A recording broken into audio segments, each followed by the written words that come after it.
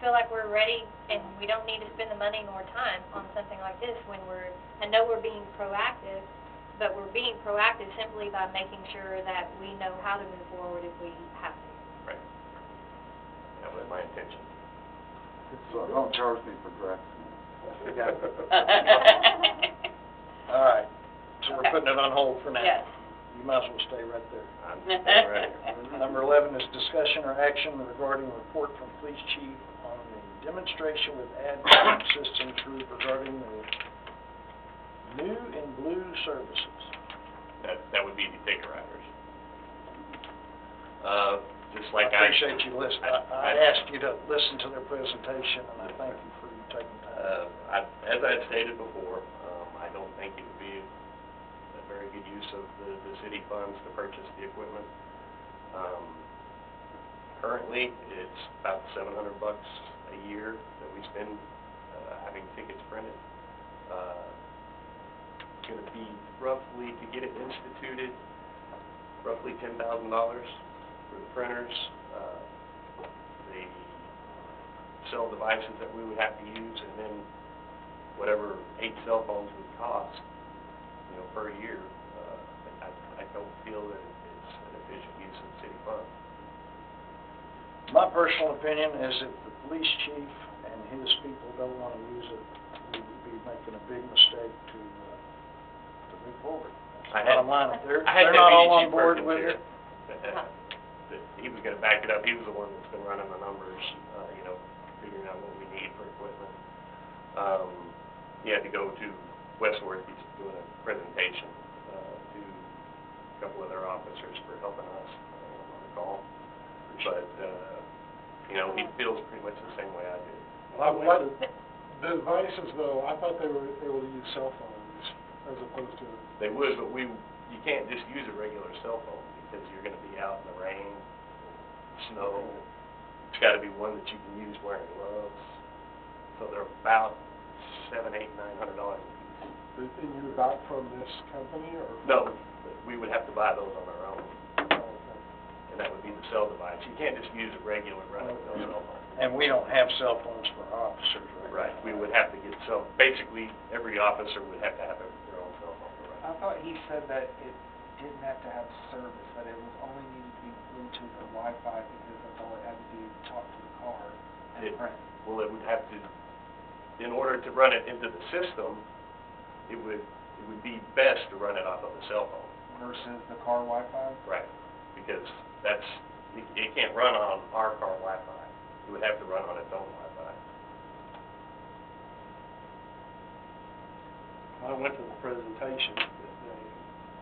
I just don't think it's ready yet. Well, I think the part that scared me was you jump out of your car with your cell phone, you run a license number, and it don't tell you, hey, armed, dangerous guy. That part of it just, and Reeves asked something, and it was all police logo. I didn't know what he was saying. He didn't seem to think it was ready either. It's not a new technology. It's been around for a while. And if we wanted them, we would have had them by now. All right. Further discussion? Thank you, Chief. All right. Thanks, guys. Thank you. 12, it sounds like there's nothing to discuss tonight. So I guess we'll give an update. Yeah, that was like... Handle the update there, Steve. You Okay. there? 2 meetings ago, the 4th Transit came out and made a presentation, public hearing with all the data and stuff like they do every year. And then that public hearing was held open till last night.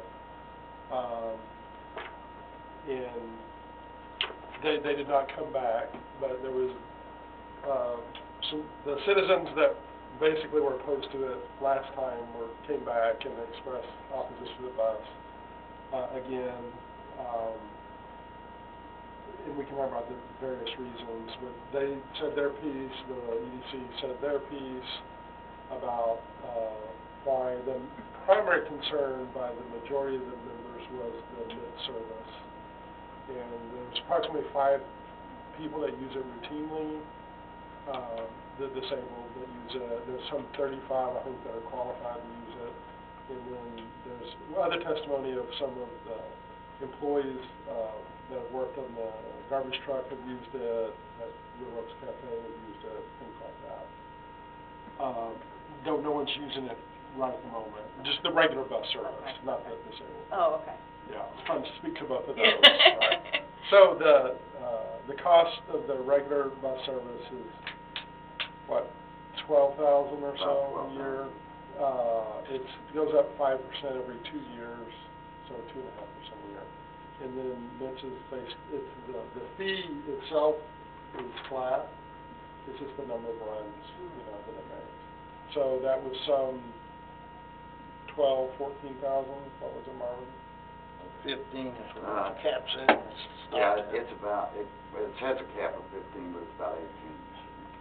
Okay, but we were talking about the 24, I thought that was... So far through 9 months. That was, Okay, okay. They've got another quarter to go. Right. So, when it came to a vote, the contract is you have to opt out. If you don't opt out, it renews, okay? So, the opt-out period is September 27th, Yes, sir. and then it opt out 6 months later. So, the city as a whole would have to take action to opt out of it, and then it's 6 months later. So a lot of discussion of other people that could provide that service. And it's, to me, it's a bit like an urban legend in a way, where we hear there's someone that does it somewhere. Yeah. And some phone calls were made. Charles worked pretty hard on it, I think. Catholic Charities does it for Westwood Village. There's some other services that do it, though many of the services will not do electric wheelchairs because of the weight and stuff involved. So when it came to a vote, it was 3-3, which is a high vote. We had one member that was not there, which literally means no action is taken. So if that continued, then that would mean it would renew unless there was another vote to kill it, But I think, speaking on everyone, that no one really wants to kill the service. They just think that there maybe is someone else that can provide it cheaper. So the way it came down, I think there were about half the board who did not feel comfortable that we would have something in place for those people within 6 months. And there was half that felt like, yeah, we can probably pull that off and have something in place in 6 months for it. And that's sort of how the votes fell. So what the agreement was to have another meeting on the 25th, and for, unfortunately, primarily following Marvin, to reach out to the players that I already mentioned, as well as some players that Brent submitted, to see what kind of deals are out there, and then to revisit it on the 25th. Assume there'll be a full EDC board there, then there wouldn't be a tie vote because it's an odd number unless someone chose not to vote. So that's in a nutshell. The challenge is that some of these other providers, the current provider, it's a flat fee per trip no matter where they go. Many of these providers charge based per mile in distance, like an Uber would. Yeah. So trying to calculate all that and come up with an estimate, it's going to be a challenge. Yeah. For both them pricing it and for us trying to Yeah. assess whether that's cheaper or not. Some feel like the 14 to 20,000 or whatever, I guess if you add the two numbers together, it'd be more than that. To have a service, to pay someone, there's talk of buying a vehicle and trying to staff it, and how far would those dollars go based on salary costs and whatnot. But that's it in a nutshell. I think, very well put, thank you. I think that once we get that information, I think that it would be easy for me to go one way or the other with the right information. And I think we'll either find out that there's not really a viable alternative, or why have we been doing this all along, to some extent. One compromise I sort of offered was, without having something secure in hand, was to not kill the service, the bus service, but that if we could have the MITs